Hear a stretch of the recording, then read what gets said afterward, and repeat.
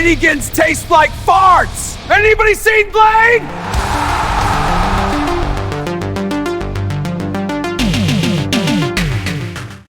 Marco Van Bell writes and directs Feed. And this is a 2026 Irish vampire movie. So we see a prologue at the beginning of the movie where it appears some, I think people in the 19th century are burying alive what appears to be a vampire, kind of upside down, like head first.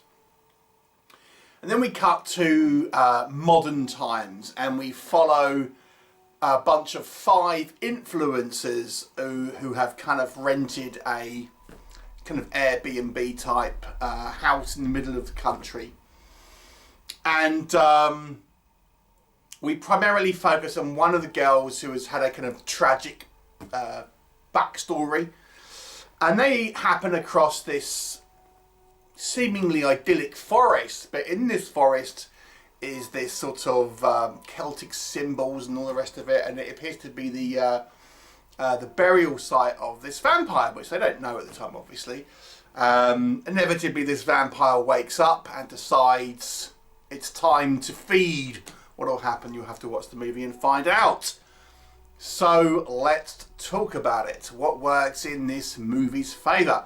So if you want a vampire movie but you want something a little bit different, it might be worth checking this one out. This one actually plays more like a possession movie in some ways. So the kind of a vampire which has some of the characteristics of a traditional pop culture style vampire, if you like, but also has a lot of variations as well. So we're told in the mythology that this is like the original vampire, you know. And it kind of, the way it describes it is it's almost like this entity that sort of possesses someone, takes over them, and that becomes like your typical sort of fanged vampire. But it has like an entity that comes out of one person and sort of goes into another once the kind of the body is used up. So it plays a little bit like demonic possession almost, and there's a big focus on like the powers that it has, in particular this kind of telepathy, able to kind of control minds, sort of things like this as well. I guess you would see things like, you know, thrall and glamour and stuff like that, you know, in traditional, you know, vampire, but it's a really kind of you know, this heavy use of it basically. So it makes it for quite the challenge. And you know, we in the mythology, we're told, oh, this thing can't be killed, it can only be kind of contained in all the rest of it. So it has old and new, so some elements, you know, the fangs, drinking of the blood, all the rest of it, but also some elements that I think are sort of like more unique to this. So, you know, enough here, I think, for, you know, traditional vampire fans to enjoy, but also if you want something which has a little bit of a fresh take on it, again, it can kind of offer that as well. I think the biggest on the kind of the plus column for me, I think, was some really nice like location and shooting and kind of set decoration and things like this. So we kind of find this ancient kind of burial site where this vampire was kind of stored. It's all got these kind of like ornate symbols and all the rest of it.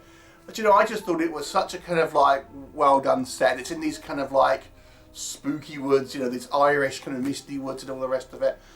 I thought, you know what, that looks brilliant. It looks brilliant, and I kind of wish we spent more time actually out in the woods, believe it or not. I mean, I know that's a lot where a lot of movies take place, but to me it was just such a great location there.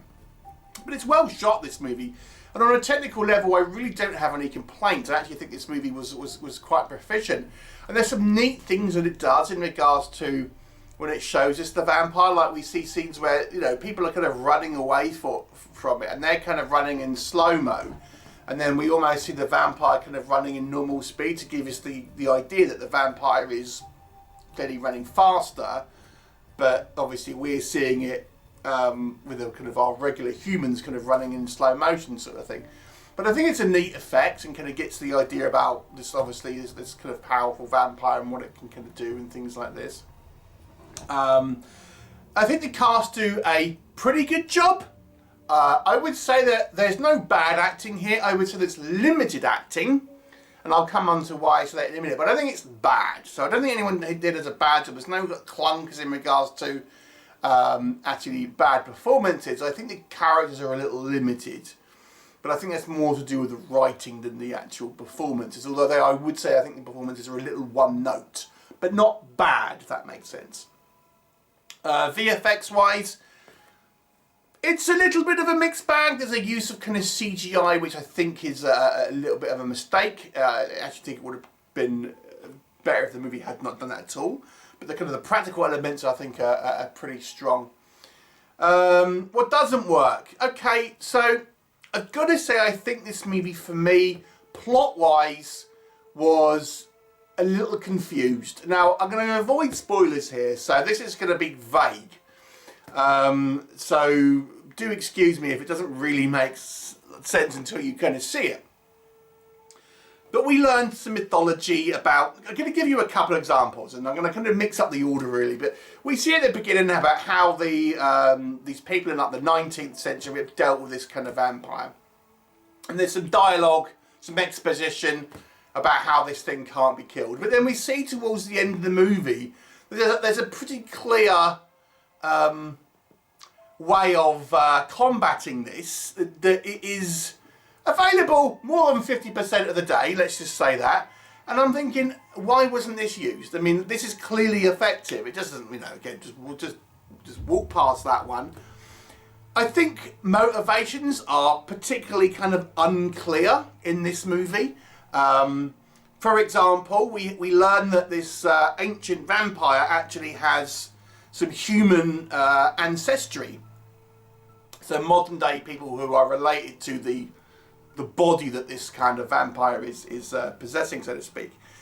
And they want the vampire to move into one of their current, you know, hosts, I suppose. But it's never really established why. What benefit is it? And there's lots of sort of power and stuff, but like, what are we talking about here? What possible advantages would you have? It never really sort of says anything like that. So there's a few elements here, and that's just a couple, that I just didn't feel really were particularly sort of well established. Like there's a plot point where people are covering their eyes, and I didn't really. I guess you're like not meant to look in the eyes of the vampire, but then it seems to be able to control them anyway when they're in different rooms. So it's like, well, what's the point of covering your eyes then? Because it's kind of able to mind control or manipulate people who are in literally different rooms, so that clearly it's not looking at you. So again, I just don't feel the mythology here is particularly well thought out. Let's talk about the characterizations, and this is where I think some of the acting critiques might come in, but I don't think the acting is bad. I'll repeat that. But what I do think is we have some very, very thinly sketched characters and some typical tropes. So we meet these 5 influencers, and we primarily focus on the 2 female ones.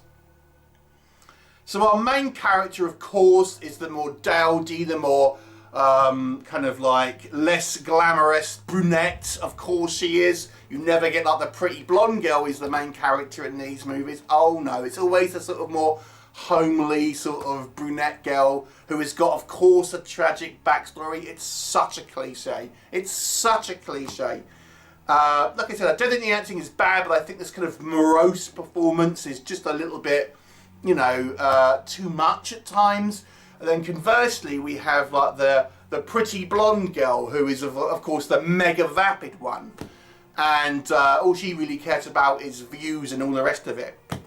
And again, it's like that sort of typical influencer sort of stereotype. And then maybe will be true, but it just feels like one-note characters. And I think maybe it's more the writing and the direction here from our writer-director here than necessarily the performances.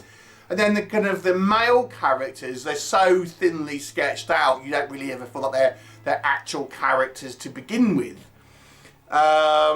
So, you know, it's very sort of surface level. And of course, because we're dealing with influencers here, there is that sort of annoying sort of Gen Z sort of attitudes and stuff like that I think, you know, really would not appeal to people of a certain age, because they come across as sort of, as I say, stereotypical, vapid, and one-dimensional. So yeah, it unfortunately I think has some good ideas, but the execution ultimately is quite poor. And then, as I mentioned, the effects, it has this sort of, when we see our entity, I guess in its true form, it's like this kind of CGI cloud. It looks terrible. It looks terrible. It just looks like a 2000 era CGI cloud.